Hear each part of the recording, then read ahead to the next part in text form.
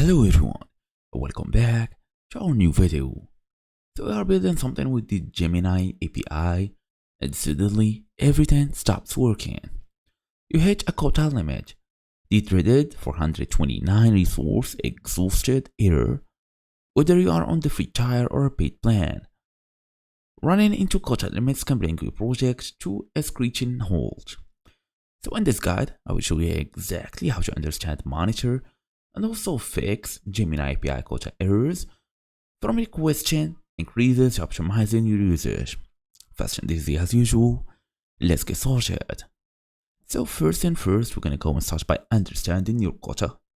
So quota limits vary by plan. The free tier offers 50 requests per day, 2 requests per minute, and a character limit.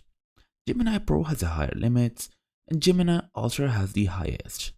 So check the official Gemini API pricing page for current limits. The error message usually tells you which quota you have exceeded. Or we can even ask Gemini itself about Gemini plans, for example, even though it's accessible through these settings. Anyway, then make sure to check your current usage. Monitor your current usage via the Google Cloud Console quota page. For billing enabled projects, you can track your usage in the billing reports.